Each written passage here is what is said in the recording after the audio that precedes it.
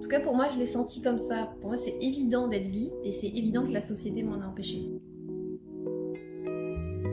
Bonjour et bienvenue dans Lit et Queer, un podcast où l'on pense l'inclusivité à travers la pratique de la lecture et de l'écriture. Je m'appelle Tai, je suis masterant en création littéraire et j'ai décidé de partir à la rencontre de diverses personnes pour les questionner sur leur rapport à la littérature en tant que personne queer.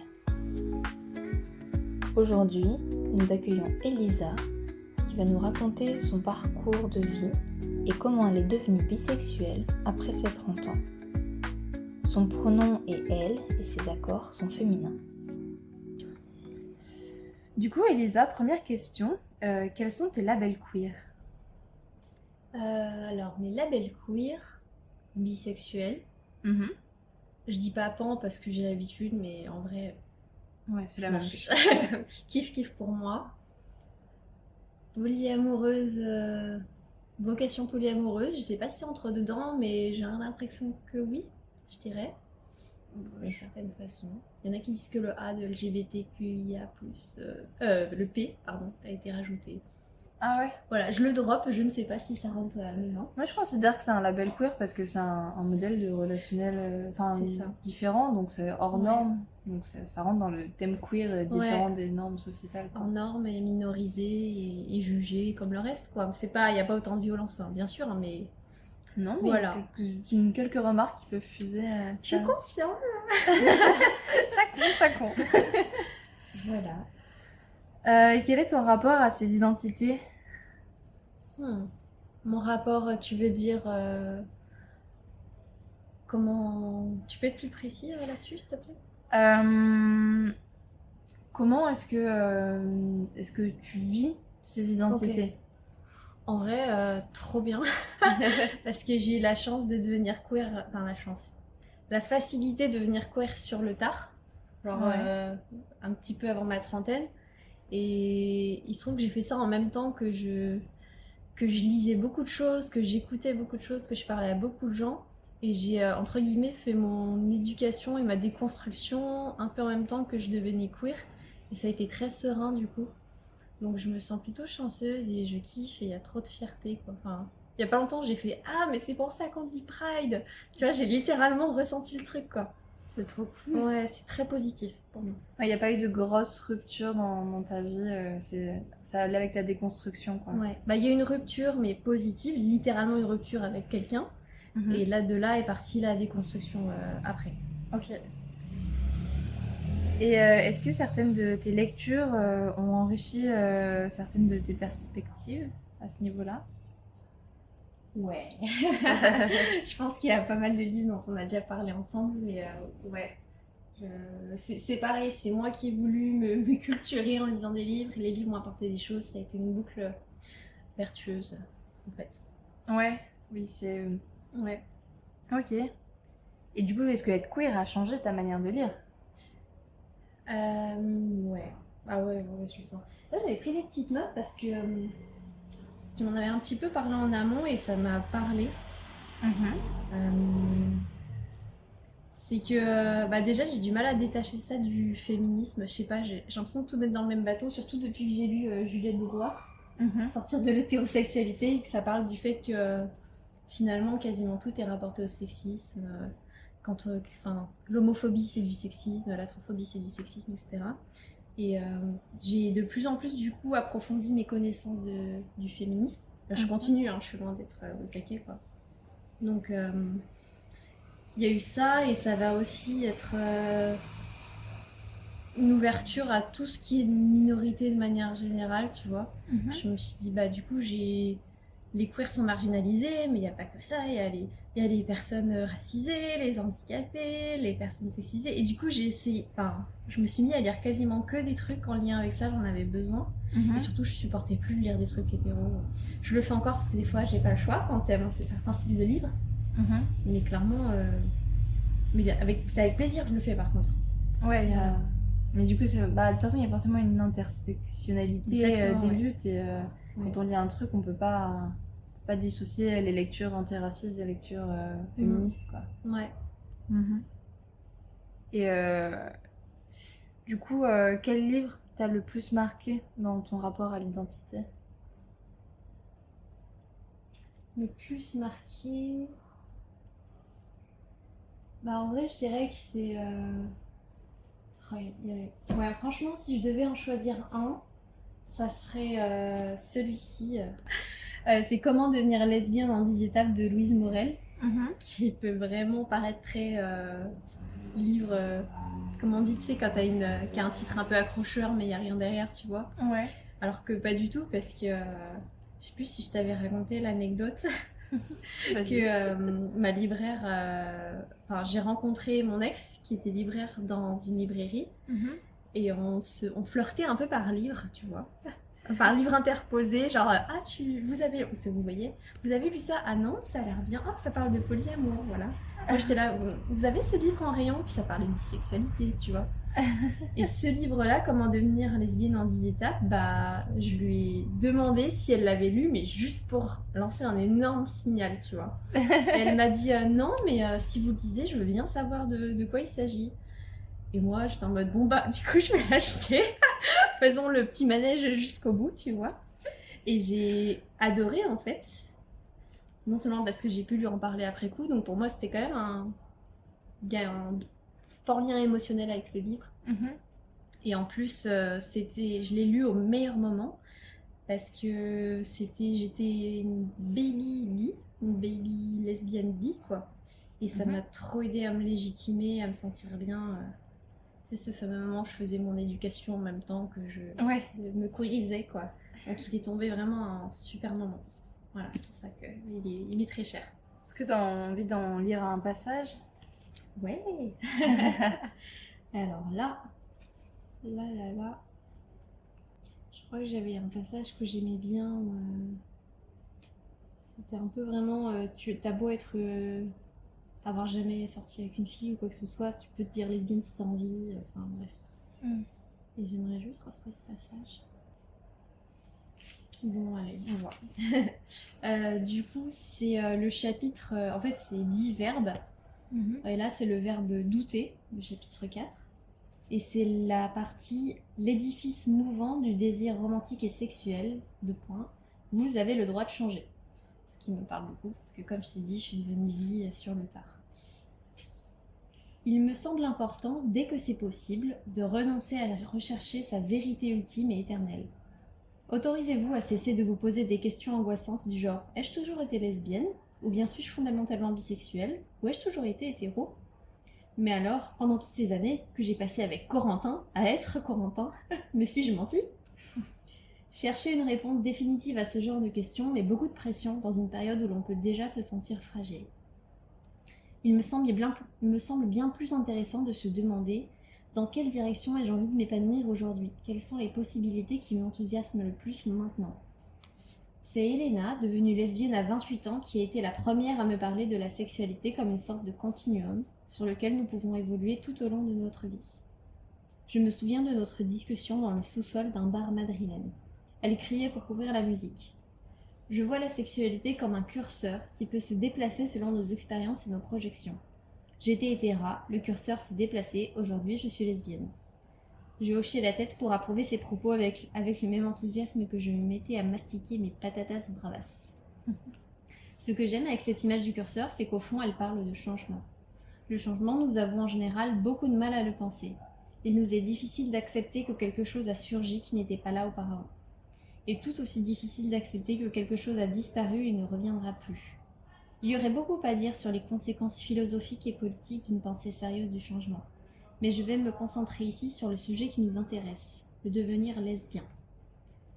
J'ai remarqué que la plupart des gens sont très mal à l'aise avec l'idée qu'on puisse changer d'orientation sexuelle au cours de sa vie et essayent désespérément de reconstruire a posteriori un récit exempt de changement.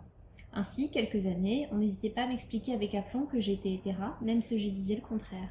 Après tout, j'avais toujours été en couple avec des hommes, pas la peine d'aller chercher le midi à 14h.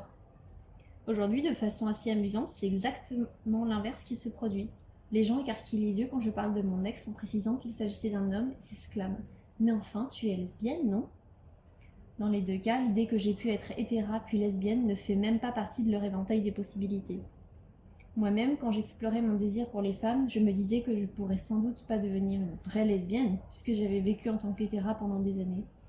C'est un doute qui m'a longtemps poursuivi et fait prendre quelques détours inutiles. J'ai même été tentée, pour me simplifier la vie, de reconstruire une histoire où j'aurais toujours su au fond que j'aimais les femmes. Cette histoire est séduisante parce qu'elle est simple, mais cette simplicité est mensongère. Aujourd'hui, il me semble bien plus honnête de reconnaître que non, je n'ai pas toujours été lesbienne. Voilà. Je trouve ça hyper intéressant, c'est hyper politique. Et je relate de fou, quoi. Parce que ce truc de... c'était entre guillemets l'histoire où j'aurais toujours su au fond que j'aimais les femmes. Depuis que j'ai lu ce livre, j'entends toutes les lesbiennes autour de moi dire « Ah, mais moi depuis toute petite, mais moi depuis l'école, et moi... » Et moi je suis là, bah moi non. C'est vraiment venu après et... Bon, maintenant je pense que les gens comprennent que je suis queer, mais avant, fallait justifier, quoi. Ouais, c'est compliqué. Ouais. En même temps, c'est vrai que ce truc de changement, ça perturbe beaucoup de monde dans la mesure où il y avait tout ce qui était aussi thérapie de conversion, etc. S'affirmer dans une position de c'est depuis toujours, ça peut pas changer. Ça permet de se protéger. En tout cas, fut un temps, c'était le cas, je pense. Après, va savoir s'il n'y a pas une petite peur chez certaines personnes de voir du changement chez elles-mêmes. J'en sais rien. Théorie de comptoir. Ouais, vraiment. Globalement, je crois que les gens ont peur de tout ce qui pourrait leur arriver, tu vois, je sais pas, tout ce qu'ils reconnaissent. Je sais pas. Ouais, puis c'est vraiment intéressant de penser le changement dans la mesure où on pourrait se dire, bah j'aimais bien et je m'en suis pas rendu compte. Dans la mesure où on est bi, on peut se dire que la société nous avait pas permis de penser aimer les femmes comme on aimait les hommes. Ça permet de juste, bah on rentrait dans la case, on sans se poser de questions, et le jour où on se pose des questions, on se rend compte que ça va plus loin, sans qu'il y ait de changement, mais juste on s'en rend compte. Ouais.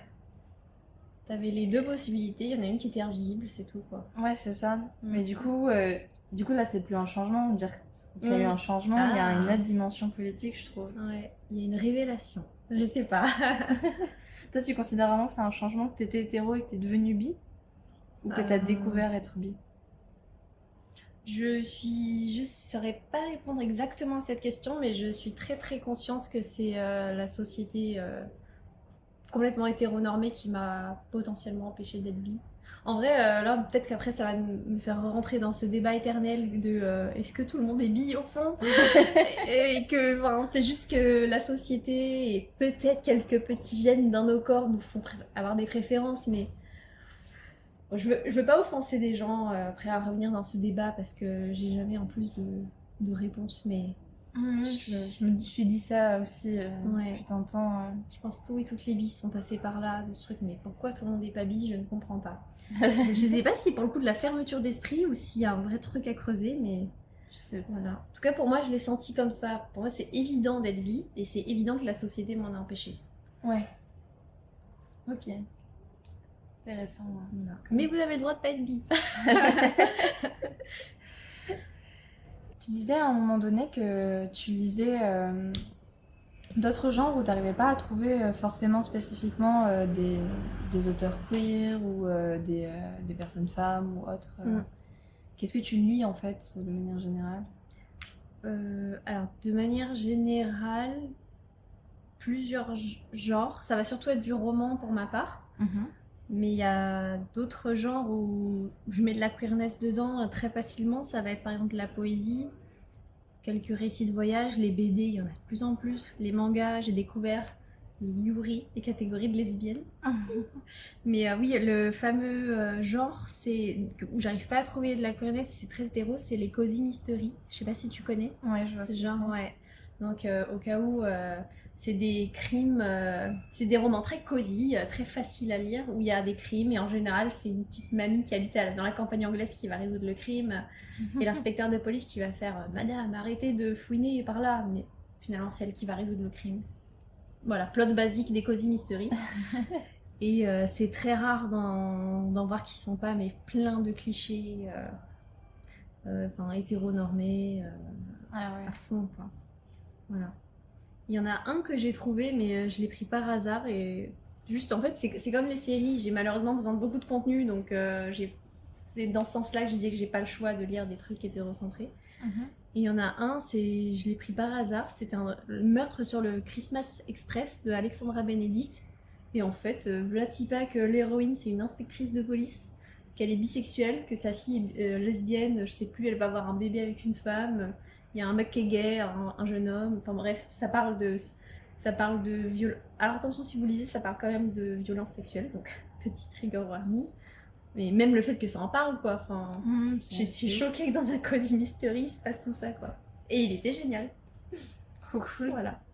Comme quoi, faut commencer. Il y a des gens qui se mettent à les écrire. Ouais. Enfin, en écrire plus. Oui, écrivez-ça. Et de manière générale, du coup, tu disais que dans les autres domaines aussi, tu lisais un petit peu, t'arrivais à rajouter du queer. Tu lis quoi comme truc queer Genre, tu disais par exemple les poèmes, la poésie, Ouais. t'as des autrices ou auteurisses en tête? Et bah, en fait, j'ai surtout commencé par chercher des autrices féminins, du coup, parce que j'arrivais, pour le coup, vraiment la poésie écrite par des hommes cis hétéros, en fait, ça m'intéressait absolument pas, ça me parlait pas du tout. Et du coup, en achetant surtout des recueils, il y a beaucoup de queer dedans, de femmes queer.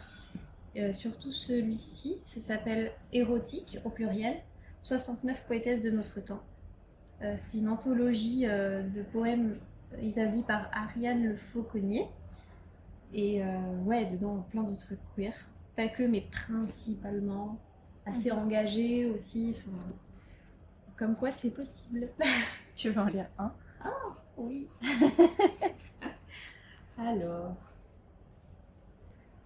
Alors j'ai celui-ci que j'aime beaucoup, il est assez court. Il a été écrit par Lisette Lombé dans son recueil Brûler, brûler, brûler en 2020. Ça s'appelle Un cœur libre. Je suis une Betty Page post-coloniale, une Vénus nègre aux lignes extravagantes, ayant fait exploser sa ceinture de banane à la face de ses anciens maîtres. L'œil fauve, je culbute tes réflexes de missionnaire blanc et je trempe ma poitrine garçonne dans la salive de tes préliminaires. Sous ce téton pointu, c'est un cœur libre que tu mordilles. C'est vraiment chouette. En plus, je l'avais lu à un book club et c'est fou parce que moi j'avais pas forcément toutes les références, même là je les ai un peu oubliées, mais il y avait beaucoup de références sur le colonialisme, sur le racisme, les icônes, enfin bref, et ça l'a rendu encore plus incroyable, quoi. Il est très riche, il est court, mais justement il ressort encore plus, ouais, il est hyper concentré. Ouais. Voilà. Trop cool, merci beaucoup. De rien. Ah, ok, et du coup je voulais te demander, est-ce que par hasard tu as eu un coup de cœur livresque un peu inattendu dans un genre autre ou truc un peu queer qui te parle?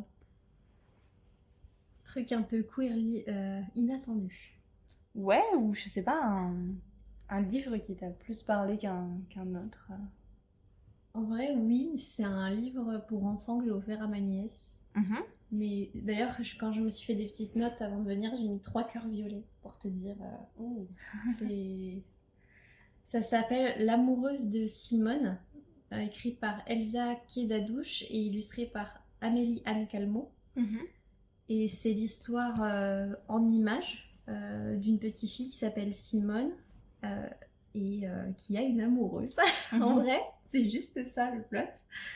Mais c'est déjà illustré, mais c'est... j'en suis tombée mais amoureuse en voyant les images. C'est dommage que je puisse pas te le montrer là. Et ça parle de son histoire d'amour. C'est adorable, elle dit combien elle l'aime. En fait, j'ai pas grand chose de plus à dire, c'est juste magnifiquement bien écrit et inclusif. Les 2 petites filles sont noires et ça fait du bien. En fait, je crois que j'étais juste trop heureuse de voir ça aussi. C'est ça qui a joué, quoi. Voilà. C'est tout doux ce genre de petites histoires. C'est doux, c'est d'une douceur et ça te fait dire mais comment on peut être contre ça, quoi. Ouais, je comprends. Voilà. Elles avaient quel âge à peu près les petites filles dans l'histoire? Ça doit être du 6 ans, 7 ans. Ouais, l'âge où c'est tout mignon, quoi. C'est tout mignon, tout innocent et voilà. Et j'étais contente de pouvoir offrir ça à ma nièce. Ça lui a plu? Ouais. Parce que je me suis dit, l'histoire sur la grand-mère trans, ma sœur est pas prête. Encore, elle est pas assez, pas assez déconstruite. Donc voilà, j'ai commencé, je pense, un truc où elle a accepté de lui faire lire. Ah, trop bien. Voilà. Trop cool.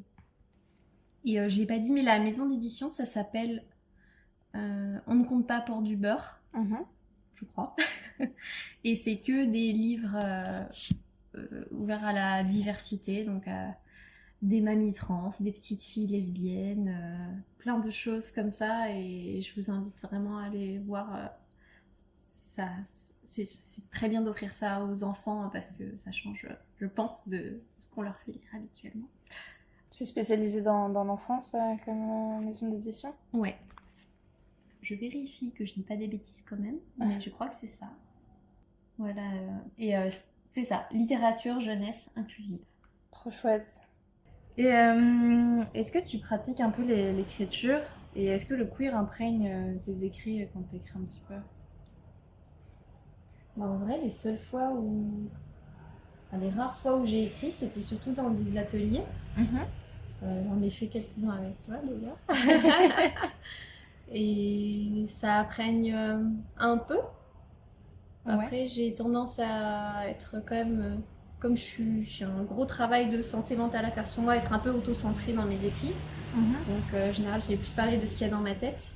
Mais par exemple, si je dois écrire sur des relations, des choses comme ça, des histoires d'amour, c'est évident que ça va être queer pour moi. Donc, ouais. Voilà. Après, la précédente personne qui est intervenue dans le podcast disait que la santé mentale, c'était queer aussi, en fait. Ça fait partie de ces minorités, ça fait partie de ce truc un peu subversif de se dire, bah, en fait, non, je fonctionne différemment aussi par là. Puis de toute façon, il doit y avoir ça et un mélange aussi de, si t'es queer de base, t'es foutu, forcément, on va te faire chier, tu vois. Et je pense que ça aussi, il y a plein de gens qui vont chez le psy à cause des autres, tu vois. Je pense que ça doit aussi pas aider, c'est pour ça qu'il y a plein de petits queers chez le psy. Ouais. Ouais, la queerphobie engendre... Ouais. Et au-delà de ton identité, est-ce que tes lectures nourrissent ton militantisme? Et si oui, quelle lecture?